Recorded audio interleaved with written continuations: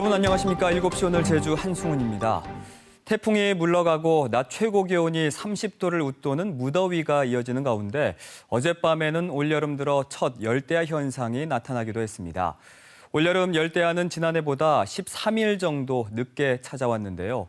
여느 때보다 늦게 찾아온 더위지만 앞으로 밤낮을 가리지 않고 기승을 부릴 것으로 보입니다.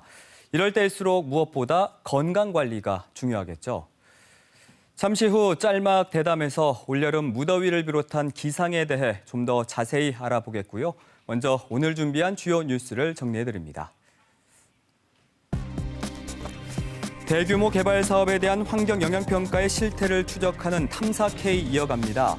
오늘은 세 번째 순서로 일부 사업자나 환경평가 대행업체에서 심의위원들에게 청탁한 정황을 포착했다는 소식 전해드립니다. 택배기사와 대리기사, 학습지 교사 등 하루 종일 장소를 옮기면서 일을 하는 이동 노동자들을 위한 쉼터가 전국에서 세 번째로 제주에 문을 열었습니다. 쉼터가 어떤 역할을 할지 탐나는 현장에서 안내합니다. 낮 최고 기온이 30도가 넘는 날들이 이어지면서 온열 질환자가 늘 것으로 우려되고 있는데요.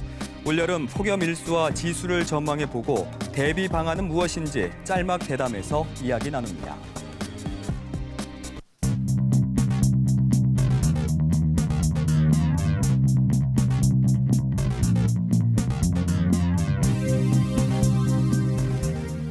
오늘 하루 뉴스를 정리해드리는 뉴스 브리핑 손보라입니다.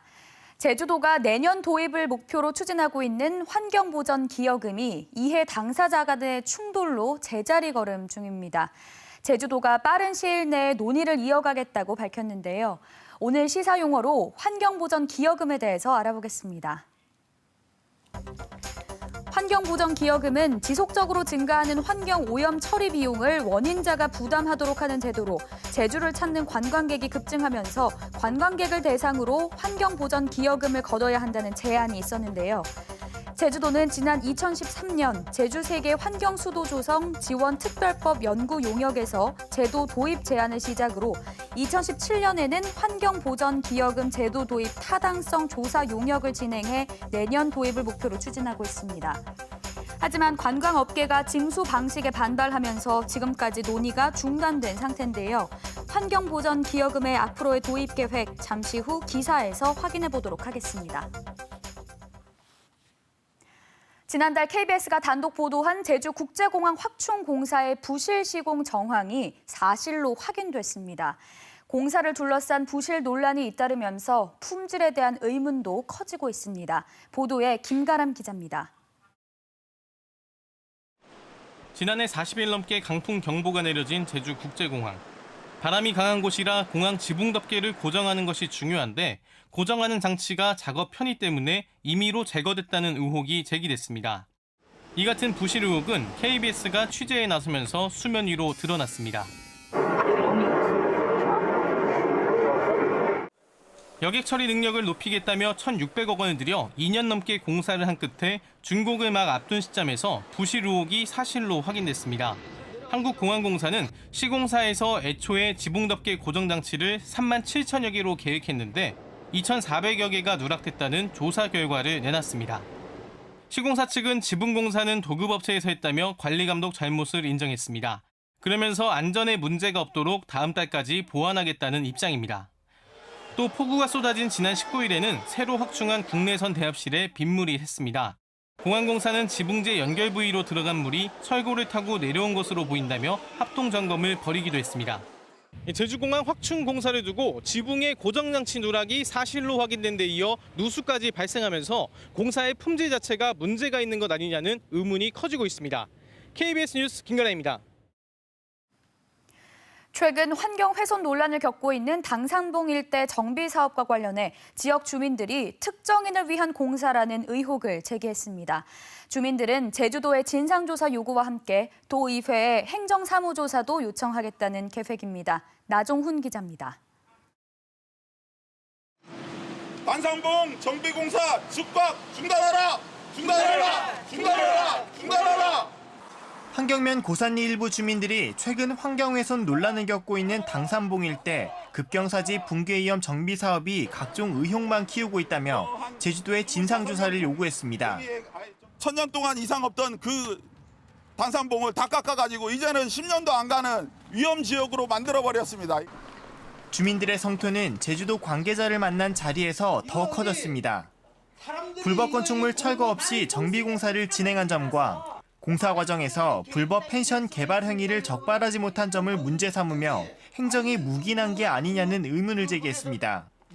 제주시가 이 일대 사유지 5필지를 공시지가보다 30배나 비싸게 매입한 것을 두고는 공사대금 부풀리기라며 특정인을 위한 공사로 의심된다고 주장했습니다. 공사할 적에 이 집 뒤로 철제를 바꿔갖고 공사를 시작하는데 왜 이 집은 들어가고 안 하고 그 밑에 차 쭉 대고. 제주도는 사유지 매입이 적정했는지를 국토부에 조사를 맡겼다면서도 나머지 의혹에 대해서는 확인이 필요하다며 명쾌한 답을 내놓지 못했습니다. 감정한 가격이 적합하게 됐는지 안 됐는지 그거 지금 타당성 조사를 의뢰한 거죠. 지금 그렇게 됐으니까 그것도 좀 한번 기다려봐가지고. 환경훼손 논란으로 시작해 특혜 의혹으로까지 번지고 있는 당산봉 일대 정비 사업. 주민들은 도의회에도 행정사무조사를 요청할 계획입니다. KBS 뉴스 나종훈입니다.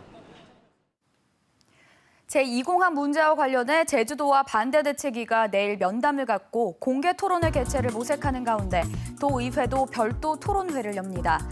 지난 2월에 이어 오는 29일에 열리는 도민 의견 수렴 방안 모색을 위한 정책 토론회에선 박원철 환경도시위원장이 좌장을 맡고 전 2공항 검토위원장이었던 강영진 한양대 갈등문제연구소장의 발표를 시작으로 찬성과 반대 측 패널이 참석합니다.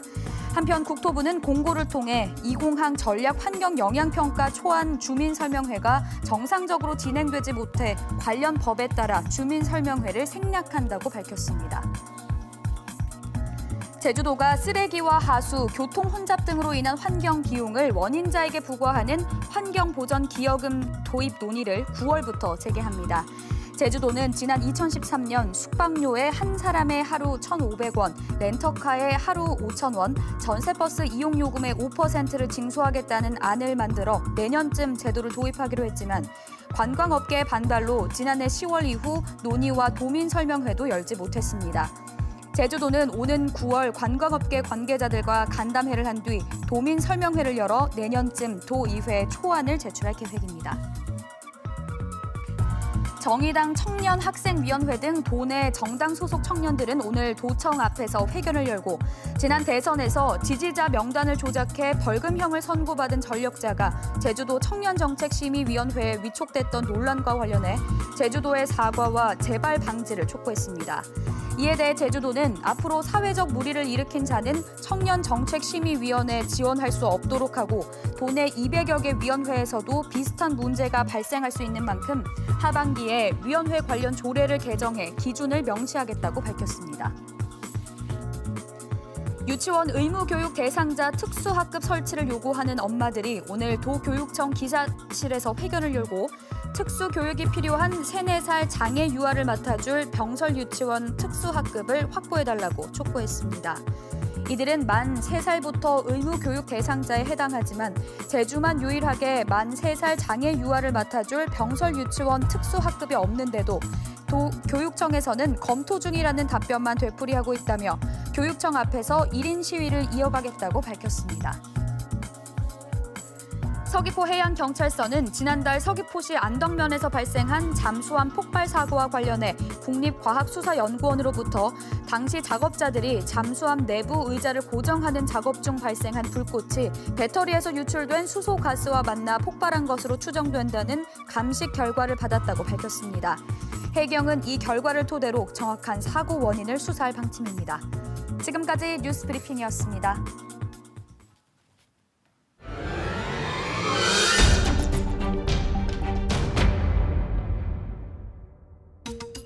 개발 사업자가 환경영향평가 대행업체에 비용을 주고 작성한 이 환경영향평가서. 인허가 절차 후반부에 열리는 환경영향평가 심의위원회를 통과해야 하는데요. 탐사 K 취재 과정에서 일부 사업자와 대행업체들이 환경 영향평가 심의를 통과하기 위해 위원들에게 청탁한 정황을 포착했습니다. 오늘 이 시간에는 제주를 좌지우지하는 이들의 민낯을 고발합니다. 지난 2013년부터 2015년까지 제주도 환경영향평가 심의위원으로 활동했던 모 교수. 심의 기간에 있었던 일을 생각하면 아직도 황당하다고 털어놓습니다. 환경영향평가 대행업체 관계자가 직접 찾아와 금품을 건넨 겁니다. 상품권 하고서 뭐 하는 거냐고 그렇게도 밀어놨어요. 그래서 모르지, 누구는 받았을지 모르지만. 당시 해당 교수는 곧바로 동료 심의위원에게 이 사실을 알렸습니다. 음료수 박스 있죠? 그 박스를 이렇게 사진을 찍어서 나한테 보내줬다고, 이렇게 열어갖고. 그러니까 봉투가 들어있었다. 몰랐어, 본인도 맨 처음에. 그게 들어갖고 놀래갖고 화들짝해서. 또 다른 심의위원은 찾아오는 사업자를 막을 방법이 없다며 역시 청탁이 있었음을 인정합니다. 오지 말라고 해도 이제 온다고. 오는 거를 막을 수는 없잖아. 그러니까 내일 모레 평가 심의위원회 이제 그러니까 위원들이 지적한 그 보안 사항을 설명하겠습니다 하면은 그 설명하지 말라고는 할 수가 없잖아. 한 개발 사업자는 사업 통과를 부탁하기 위해 직접 심의위원들을 찾아간 적이 있다고 인정했습니다. 하지만 요청한 내용이 결과에 반영되지는 않았다고 말했습니다. 호텔의 높이에 대해서 자꾸 이제 언급을 해가지고 위원장님은 호텔을 안 낮추고는 진행 못한다. 뭐 단호하게 얘기하시는 바람에. 사업자가 환경영향평가 대행업체에 심의위원들을 만나줄 것을 요구하기도 합니다. 심의위원들을 만나가지고 이 부분에 대한 설득은 해줘야 되는 거 아니냐. 환경영향평가 대행업체에 심의위원들 만나라고 요구한 적 있죠. 좁은 제주 지역사회 특성상 심의위원회 지인들까지 동원해 통과를 부탁한 적도 있었다는 증언도 나왔습니다. 한 번은 이제 지인 통해 가지고 혹시 그 심의 들어가면서 얘기했더니 뭐 좀 잘 좀 부탁을 한다고 해서. 더 중요한 거는 나를 잘 아는 사람을 통해서 들어와요. 이야기가. 다른 교수를 통해서. 또는 육지에 내가 알고 있는 다른 사람을 통해서. 그러니까 이제 이 사람이 누구랑 친하다는 거를 파악을 하는 거죠. 정반대로 과거엔 심의위원이 먼저 금품을 요구한 사례도 있었다는 증언도 있습니다. 막 업자들 앞에 겁을 준다고 겁을 줘. 자, 이거에서 통상적으로 부결되면 한 6개월 정도 지연되거든. 그 사업이 지연되면 그만큼 이제 은행비 끼니까 그때 이자가 나가는 거잖아. 그러니까 그 은행 이자 이야기하면서 하루라도 빠른 게 좋은 거 아니냐. 그냥 빨리 하려면 이런 식으로 하면서. 취재진은 지난 4월 새로 위촉된 현재 심의위원을 제외하고 최근 6년 동안 활동한 환경영향평가위원회 심의위원 가운데 당연직 공무원을 제외한 나머지 위원 40명에게 연락해 개발 사업자나 대행업체로부터 전화를 받거나 방문 등의 접촉이 이루어진 적이 있는지 물었습니다. 그 결과 재위촉으로 중복된 위원을 빼면 모두 29명, 이 가운데 11명이 사업자나 대행업체로부터 전화 또는 방문을 통한 청탁이 있었다고 답했고 8명은 연락받은 적이 없다고 밝혔습니다. 또 다른 4명은 기억이 나지 않거나 입장을 밝히길 꺼려했고 나머지는 회의에 불참했거나 연락이 닿지 않았습니다. 제주 환경 전반에 영향을 미치는 대규모 개발 사업 뒤에는 이처럼 은밀한 접촉과 로비가 벌어지고 있었습니다. 그런데 제주도는 그런 일은 있을 수 없다며 실태 파악조차 하지 못하고 있었습니다. 그분들이 위원님들 찾아가서 또 위원님들이 뭐 그분들을 이렇게 뭐 만나서 뭐 그런 거는 저희들은 그걸 안 하고 있다고 보거든요, 이게. 근데 그런 거를 우리 도에서 어떻게 통제를 한다. 이거는 어려운 부분이고요. 그런 부분은 없다고 저희들은 보고 있습니다. 내일 이 시간 탐사회에서는 개발 사업을 승인하는 제주도가 환경영향평가 심의위원까지 위촉하는 것과 관련해선 문제가 없는지 들여다보겠습니다. 탐사K입니다.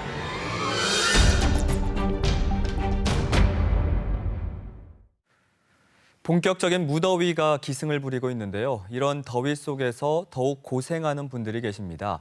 바로 집배원이나 택배 기사 등 여러 곳을 이동하며 일하는 분들인데요. 이들이 잠시나마 편히 쉴 수 있는 휴식처인 혼디 쉼팡이 지난 15일 전국에서 세 번째로 제주에 문을 열었습니다. 이 특별한 쉼터를 탐나는 현장에서 소개합니다. 지난 월요일인데요. 우편물을 가득 싣고 골목골목을 분주하게 돌아다니며 우편물을 배달하는 집배원 김용국 씨. 경력 20년 차에 접어든 베테랑 집배원이지만 쏟아지는 물량에 몸과 마음이 급해집니다. 오늘 같은 경우에는 굉장히 물량이 많아서 최소한 1,500, 1,600건은 되지 않을까, 거의 집집마다 다 그렇습니다.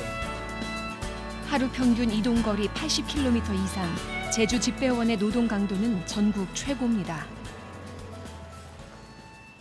무척 들어와서 한 번도 걸어서 배달하거나 그래 본 적은 없어서 이게 저희가 항상 뛰어서만 했습니다. 제주 지역 집배원의 연평균 노동시간은 2,900시간, 우리나라 평균 노동시간보다 무려 800시간이나 더 많습니다. 특별히 뭐 휴식 시간이 따로 있거나 그렇진 않고 그늘이나 그런 데서 잠시 앉아서 쉬는 뭐 그 정도가 다이긴 했죠. 사실은 마음이 편치 않아서 어디 마땅히 일하면서 쉬거나 그러기는 굉장히 어렵긴 하고. 예. 긴 노동 시간에 비해 집배원들이 쉬는 시간은 턱없이 짧습니다.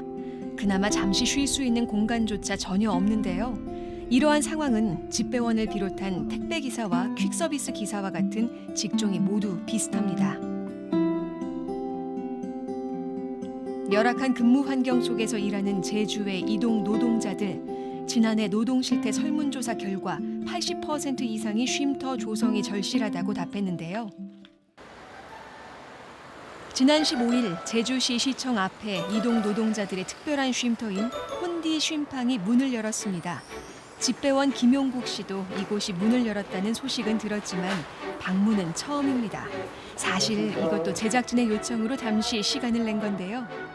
이곳은 지난해 제주 도내 이동 노동자 500여 명을 대상으로 노동 환경 실태 조사를 한 결과 쉼터의 조성이 꼭 필요하다는 절대적인 의견에 따라 설립이 추진된 겁니다.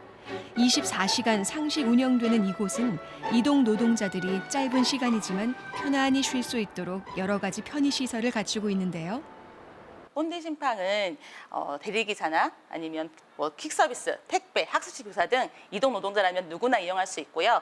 일단 처음 방문하셨을 때 오셔서 신청서를 작성하시면 저희가 출입 카드를 발급해 드립니다. 그걸 이용해서 24시간 문이 열렸기 때문에 자신이 원하는 시간에 언제든지 오셔서 이용을 하시면 되겠습니다. 혼디 쉼팡의 이용을 원하는 분들은 특수 형태 근로자임을 증명하는 서류를 지참해서 등록 신청서를 작성하면 이용 카드를 발급받을 수 있습니다. 카드고요. 카드는 등록되어 있습니다. 해서 들어오실 때 입구에서 카드를 대시면 열립니다. 충전기 무료로 이용할 수 있고요. 저희 안마기, 발 마사지기 여러 대 준비했습니다. 여기 무료로 이용하시면 되겠습니다. 저희가 안마기를 좀 비치하게 된 거는 이제 이동 노동자분들이 계속 돌아다니면서 하기 때문에 좀 편히 쉬거나 이런 것이 없잖아요. 그리고 또 이제 근육이나 이런 것도 많이 뭉치기 때문에 그런 분들 좀 쉬시면서 풀라고 안마기를 좀 준비했으면 해서 오신 김에 한번 이용해 보셔도 좋을 것 같습니다. 네. 바쁘지만 잠시나마 시간을 내 휴식을 취해보는 집배원 김용국 씨. 처음 이용해보는 쉼터 혼디 쉼팡에 대한 소감이 궁금한데요. 우체국까지 큰 기업에서 진짜 쉼터 개념에 그리고 그거 할 때 뭐 한 5분 10분이라도 좀 편하게 할 수 있는 물건 받을 때 그럴 공간을 만들어 줬으면 좋겠다 생각을 했었던 건 항상 있었습니다. 이 공간은 굉장히 잘 만든 것 같네요. 약간 밤낮을 가리지 않고 일하는 이동 노동자들을 위해 혼디 쉼팡은 24시간 운영되는데요. 저녁에는 직업 특성상 대기 시간이 길고 새벽까지 일하는 대리기사들이 이곳에서 편안하게 휴식을 취하고 있습니다. 다음 콜을 받기 위해 대기하거나 집으로 돌아가기 위해 첫 차를 기다리는 동안 편히 쉴 수 있어 큰 호응을 얻고 있습니다. 쉴 수 있고 길거리에서 앉아서 서서 있는 것보다 훨씬 낫죠. 아늑한 공간에서. 특히 여러 가지 휴식 시설 중 발 마사지기가 가장 인기라고 하는데요. 공간이 쾌적하고 특히나 이 발 마사지기가 좋아가지고요. 여기서 이제 대기할 때는 주로 이용하는 편입니다. 대리 기사들을 좀 배려해준다 이런 그런 생각이 들으니까 그게 제일 크고요. 아싸. 이제 나가시는 거예요? 예. 재충전을 한 만큼 일하러 가는 모습도 밝아 보입니다. 폰티 심팡은 이동 노동자들이 마음 편히 와서 잠깐 쉬기도 하고 그리고 뭐 상담 그리고 교육 등을 통해서 그분들의 노동의 조건이 좀 더 나아지고 그걸 통해서 삶의 질이 좀 더 나아졌으면 하는 게 저희들의 지금 바람입니다. 이동 노동자들의 지친 몸과 마음에 휴식을 주는 특별한 쉼터 혼디 쉼팡. 그 첫 번째 개소를 시작으로 더 많은 쉼터가 제주에 생기길 기대해 봅니다.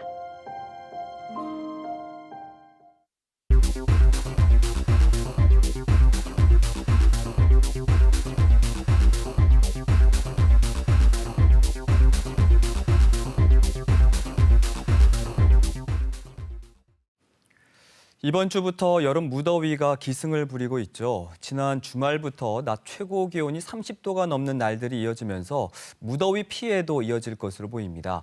올여름 폭염 일수와 지수 등을 전망해보고 대비할 수 있는 방안은 무엇인지 이야기 나눠볼까 합니다. 오늘 이 자리에는 제주지방기상청 예보과의 김기렵 기상사무관 나와주셨습니다. 안녕하십니까? 어서 오십시오. 안녕하세요. 네. 자, 폭염. 이제는 뭐 기후 재앙이라고 부를 만큼 무서운 기상 현상인데 이 폭염이 어떤 건지 정확하게 개념부터 좀 정해 볼 필요가 있을 것 같습니다. 예, 사전적인 의미에서 폭염은 매우 심하게 더운 더위를 말하게 되는데요. 네. 기상청에서 정하는 폭염의 기준은 일 최고 기온이 33도 이상의 날을 말하고 있습니다. 또한 그 더위와 관련된 기상 용어 중에 열대야라고 있는데요. 네. 열대야는 그 반대로 최저 기온이 25도 이하로 떨어지지 않는 날, 그런 날을 열대야라고 하고 있습니다. 네. 폭염특보의 경우에는 두 단계로 이렇게 나눠지는데 폭염주의보 또 폭염경보가 있지 않습니까? 이거는 각각 어떤 날에 내려지는 겁니까? 예, 기상청 특보 발표 기준에 의하면 폭염주의보는 일 최고 기온이 33도 이상, 폭염경보는 일 최고 기온이 35도 이상이 2일 이상 지속적으로 나타날 때 폭염특보를 발표하게 됩니다. 최근 5년간 제주 평균 폭염 일수 자료를 보니까요. 7월과 8월에 이제 폭염이 집중이 돼 있고 또 폭염 일수가 매년 해마다 늘어나는 추세더라고요. 지난해 그러니까 2017년에는 평균 14일, 또 지난해에는 그 9일 정도로 폭염이 나타났는데 그럼 올 여름에는 어느 정도의 폭염이 나타날 것으로 지금 전망하고 있는지요? 예, 말씀하신 대로 제주도는 2017년에 폭염 일수가 14일로 역대 2위를 기록했고요. 18년에는 9일로 역대 4위를 기록을 했습니다. 또한 최근 10년간 폭염 일수를 살펴보면 네. 평균 7.5일로 30년간 평년값에 비해서도 3.2일이 많은 걸로 나타나고 있습니다. 따라서 최근 들어 폭염 일수는 증가하는 추세인 것은 맞다고 보겠습니다. 하지만 원래 폭염 일수 자체를 전망하는 것은 저희들이 분석해야 될 자료라든가 고려해야 될 기상 요소들이 너무 많아서 정확한 일수를 말씀드리기는 참 어렵습니다. 다만 어제 발표한 그 기상청의 장기 예보에 따르면 8월, 9월 기온이 평년보다 비슷하거나 조금 높게 예상을 하고 있거든요. 네. 그래서 따라서 올해도 무더위는 계속 이어질 것으로 예상되고 있고요. 앞으로 기상청에서 발표하는 폭염특보나 폭염 영향예보 등을 잘 참고하셔서 폭염 시 외부 활동을 자제하시는 등 온열 질환 예방에 만전을 기해 주시기 바랍니다. 네. 낮 최고 기온이 33도 이상인 날을 폭염이라고 하셨는데 그럼 요즘에는 사실 정확히 말하면 폭염이 아니지 않습니까? 33도 이상으로 올라간 날은 없었으니까요. 맞습니다. 근데 체감으로 보면은 폭염과 비슷하거든요. 예, 이 폭염으로 분류되는 온도는 어떻게 정하는 겁니까? 이게? 예, 기상청에서 폭염특보 기준은 2008년부터 제정해가지고 현재까지 사용 중에 있는데요. 이는 그 폭염으로 인한 사망자 수가 33도를 기준으로 급격히 증가하는 그런 과거 통계 데이터가 있어서 이 자료에 따라서 폭염주의보 기준을 33도씨를 사용하고 있습니다. 이 기준에 따르면 제주시 기준으로 지난 21일부터 낮 최고 기온이 30도 이상을 기록하고 있는데 이 기준에 따르면 아직까지 제주는 폭염에 들지 않았다 말씀드릴 수 있습니다. 폭염으로 또 가장 우려되는 게 온열 질환입니다. 네, 사실 제주는 이제야 본격적인 무더위가 시작이 됐는데 벌써 7명의 온열 질환자가 나타났거든요. 네. 이 최고 기온만으로 폭염특보를 내리는 것에 한계가 있는 건 아닐까요?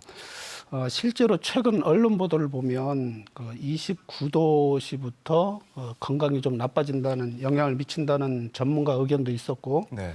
또한 30도 전후부터 온열 질환자가 발생한다는 그런 조사 결과도 있습니다. 폭염은 기온 외에도 습도라든가 풍속 등이 영향 관련이 있는데요. 이 중 직관적으로 폭염에 적용할 수 있는 기상 요소가 최고 기온이다 보니까 최고 기온을 폭염특보 발표 기준으로 사용을 하고 있습니다. 네. 이런 한계를 극복하고자 올해 6월부터 저희들 폭염 영양 예보를 제공을 하고 있습니다. 방금 말씀해주신 폭염 영양 예보 이 서비스가 이제 말씀해주신 대로 6월 1일부터 시작이 됐는데 그럼 기존의 폭염 특보와 어떤 점이 더 보완이 된 겁니까? 예, 폭염 영양 예보는 기존의 주의보와 경보 2단계의 폭염 특보를 보완하기 위해서 관심, 주의, 경고, 위험 이렇게 4단계로 확장해서 발표를 하고 있고요. 네. 또한 보건이나 농업, 축산업, 수산 양식, 산업, 교통, 전력 등 총 7개 분야에 대해서 지역별, 분야별 위험 수준과 대응 방안 그리고 폭염 전망, 피해 현황까지 많은 정보를 담아서 제공을 하고 있습니다. 또한 폭염 영양 예보의 각 단계별 기준을 살펴보면 관심은 일 최고 기온이 31도 이상이 3일 이상 연속으로 나타날 때, 그 다음에 주의는 33도, 그 다음에 경고는 35도, 그 다음에 위험 단계는 38도 이상 2일 동안 나타나게 예상이 되면 영양 예보 발표를 하고 있고요. 발표 시각은 폭염이 나타나기 하루 전에 11시 30분에 발표하게 됩니다. 그럼 폭염 영양 예보 서비스는 어떻게 받을 수가 있는 겁니까? 예, 폭염 영양 예보는 기상청 홈페이지 날씨 누리를 통해서 온 국민이 다 확인을 할 수가 있고요. 특히 기상청 모바일 웹페이지를 이용하면 자기가 본인이 설정된 지역의 동네 예보와 함께 폭염 영양 예보를 접할 수가 있습니다. 그 밖에 지방자치단체나 유관기관의 방재기상 업무 담당자와 그다음에 독거노인 생활관리사 등 취약계층 관리자 분들께는 별도로 문자 메시지를 이용해서 제공을 해드리고 있습니다. 네. 폭염 시 가장 그렇다면 위험한 시간대 또 장소 이런 것들도 좀 알려주십시오. 예, 일반적으로 하루 중에서 햇빛이 가장 강한 시간대는 정오인 한 12시 전후가 되겠습니다. 하지만 지면이 좀 데워지는 시간이 필요하기 때문에 실질적으로 가장 높은 기온을 기록하는 시간대는 한 15시 전후가 되겠습니다. 오후 3시요? 예. 그래서 이 오후 3시 이 시간대가 가장 위험한 시간대라고 볼 수가 있는데, 하지만 질병관리본부에서 집계한 온열 질환 환자 신고 건수를 분석을 해보면 오전 10시부터 12시 이 구간에서 가장 많은 신고가 접수가 되고 있습니다. 실제로. 요거를 유추해서 해석을 해보면 가장 날씨가 더운 15시 근방에는 스스로가 회피 활동, 폭염 회피 활동을 좀 하는 것 같아요. 자체적으로 휴식을 취한다거나, 그 다음에 몸이 불편하신 분들 야외 활동 자제하는 등 이런 스스로 활동을 하시는데, 10시에서 12시 사이 본격적으로 기온이 올라가기 시작할 때는 이 활동이 조금 미흡하지 않나 그렇게 생각이 되어집니다. 따라서 이 시간대 10시부터 12시가 이 시간대에도 각별한 주의가 필요하겠고요. 다음으로 폭염과 관련해서 위험한 장소로 꼽을 수 있는 것은 바람이 잘 통하지 않는 실내 공사장이라든가, 그다음에 지면의 열기를 직접 받을 수 있는 논과 밭, 그리고 야외 뭐 작업장 이런 데가 위험한 하우스도 좀 위험할 수가 있겠네요. 예, 하우스는 무척 위험하다고 할 수 있죠. 비닐하우스 같은 경우요. 그렇습니다. 그럼 이럴 때는 뭐 좀 시원한 곳에서 좀 쉬어준다거나 또 어떤 걸 하면 효과가 좀 있을까요? 예, 그럴 때는 좀 물을 좀 많이 마셔주면 좋겠고요. 그다음에 좀 그늘을 찾아서 좀 휴식을 가져주는 게 가장 좋은 방책이라고 생각됩니다. 네, 시원한 곳을 찾아서 그 수분을 보충하는 것도 그 폭염을 또 피할 수 있는 온열 질환을 피할 수 있는 방법이 되겠군요. 예, 맞습니다. 자, 그리고 폭염과 함께 밤잠을 설치게 하는 열대야. 뭐 어제 제주에서도 처음으로 열대야 현상이 나타났는데 올여름 또 열대야 어떻게 전망하고 계십니까?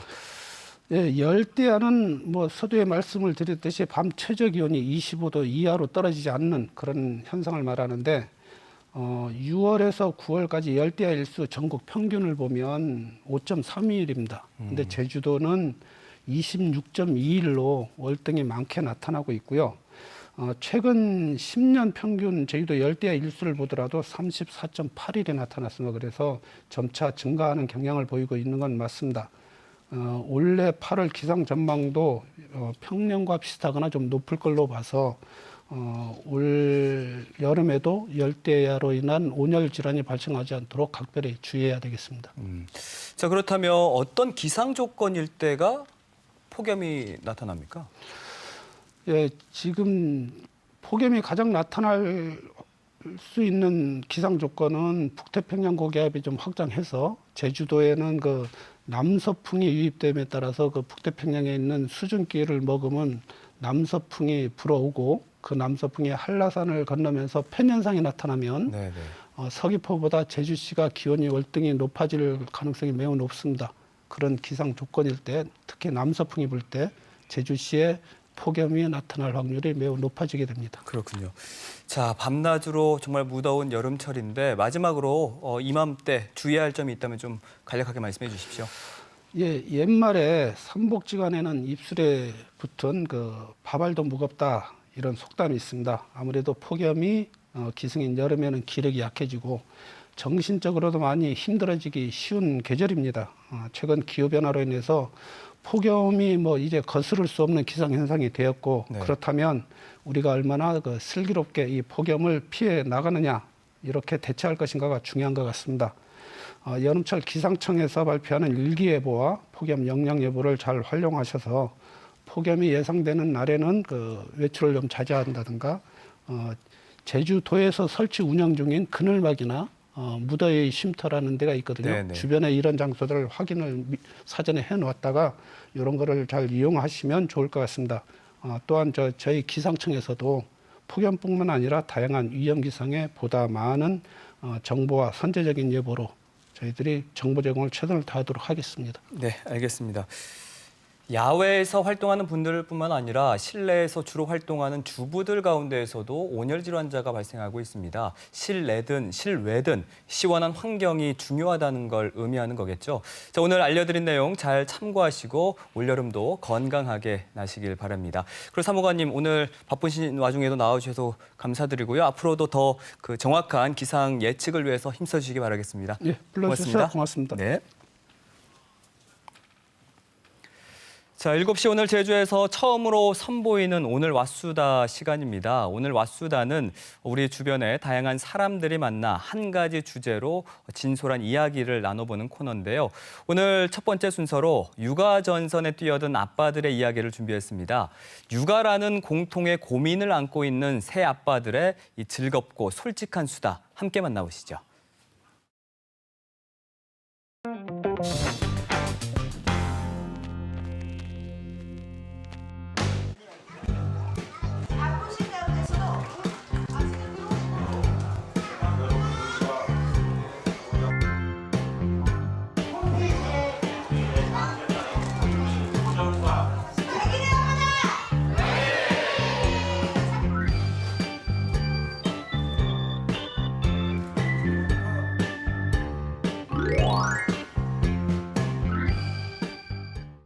민후, 민하 아빠고 육아를 전담하고 있습니다.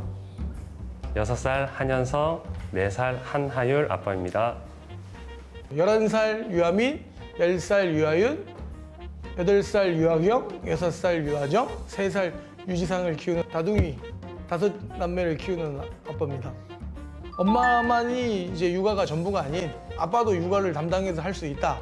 근데 이제 그런 거를 이제 저희가 이제 보여주기 위한 멘토분께서 주마다 저희한테 이제 미션을 내려줍니다. 곡물을 이용한 놀이를 하는 방법이나 이런 것들을 저희한테 설명을 해주셨고 그거에 맞춰서 저희가 이제 또 미션을 진행해 나가고 애들이랑 그냥 계획 없이 놀면 좀 한계가 있어요. 제주도라는 한정된 공간에서 뭐 매주 이렇게 놀면 좀 그런데 이거는 미션 같은 게 있잖아요. 주제 내지 미션이 있으니까 이런 거 하나 던져주면 애들은 또 열심히 하고 재밌어 하거든요. 그걸 성취할 때. 그런 장점이 있는 것 같아요. 코코몽 되게 좋아하고요. 뽀로로 아니면 뭐 띠띠뽀 바나나 차차. 바나나 차차. 바나나 차차 이렇게 하는 거 있어요. 아니야? 14년도에 집사람이 복직할 때 제가 육아휴직을 했고요. 그리고 저희가 육아휴직 끝날 때쯤에 이제 복직을 해야 되는데 애를 봐줄 사람이 없었어요. 누가 일을 그만둘래 했는데 제가 좀 어떤 합리적인 가치 판단에 의해서 그만두게 됐죠. 저도 되게 고지식한 편인데 제 주변 사람들은 저보다 더 고지식하거든요. 근데 바뀌는 사람도 물론 있는 반면 안 바뀌는 사람들은 안 바뀌는 이유가 있는 거예요. 경제적으로 문제가 되기 때문에 이제 자기들도 벌어야 되고 이러기 때문에 아마 더 참여를 할 수 없을 뿐 그게 바뀌려면 일단 제가 보기에는 제도적으로도 좀 많이 보완할 점이 많이 필요하다 생각해요. 남자들도 그 사회, 자기가 속해 있는 사무실에서 어느 정도의 능력을 갖고 싶어하고 어느 정도 인정을 받고 싶어하는 그런 부분이 있을 거란 말이에요. 저도 뭐 지금 와서야 육아에 조금 도움을 주고자 이렇게 했지 그 전까지는 정말 일 아니면 또 사회생활 그러다 보니까 조금 육아에는 좀 뒷전이었던 것 같고 남자 육아하면 제일 힘든 게 여자들은 낮에 이렇게 모이잖아요. 커뮤니티를 할 수 있는데 남자들은 내 친구들은 다 일을 하고 있어요. 밤에 7시, 8시 돼야지 만나서 술을 먹는데 나는 그때 애를 봐야 되니까 그걸 못해요. 사람들은 항상 저한테 물어보는 게 애 5을 어떻게 키우냐 이런 얘기 항상 많이 물어보시거든요. 근데 하나 키우나 5 키우나는 똑같아요. 단지 조금 더 신경을 써줘야 될 뿐인데 저희가 이렇게 지나가면 사람들이 뭐라 하냐면 왜 친엄마냐 재혼한 거 아니냐 이런 거에 저희 큰딸이 좀 많이 상처를 받아요. 저희는 가족들한테 꼭 하고 싶은 말이라면 정말 우리 가족이 사랑하면 되지 굳이 남의 시선 신경 쓰지 않고 잘 살았으면 좋겠다. 저는 그 말은 꼭 하고 싶습니다. 요즘은 맞벌이를 많이 하는데 여자들, 와이프들 경력 단절 이런 것 때문에 계속 직장을 유지하려면 남자들이 육아휴직을 필수적으로 해야 된다고 생각을 해요. 이제 지금 한 아이당 양육수당 10만 원씩 월 10만 원씩 이렇게 나오고 있는데 예전 같았으면 어린이집 다니면 아예 주지도 않던 거 지금 주고 있다 자기도 불만이 없다 하더라고요. 그래서 아 그렇냐 저는 그렇게 생각하고 있습니다. 아직까지 야간 보육하는 어린이집이 그렇게 많지 않은 것 같아요. 그러니까 결국 맞벌이를 하려면 주변에 봐주는 사람이 없으면 어린이집이 늦게까지 해야 되거든요. 그런데 그 어린이집 찾기가 너무 힘들어요. 애들은 기다려주지 않더라고요. 그 시간 놓치지 말고 애들과 좋은 시간, 좋은 추억 많이 가졌으면 좋겠고 그럼 마지막에 사랑해.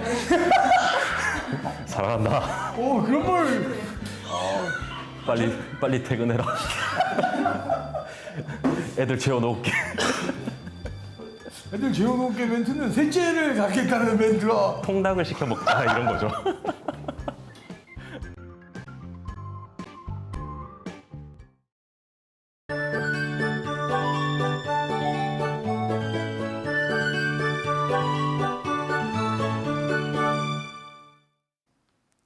내일은 고온다습한 남서풍이 계속 유입되면서 대기가 불안정해진 탓에 산지를 중심으로 비가 오겠습니다.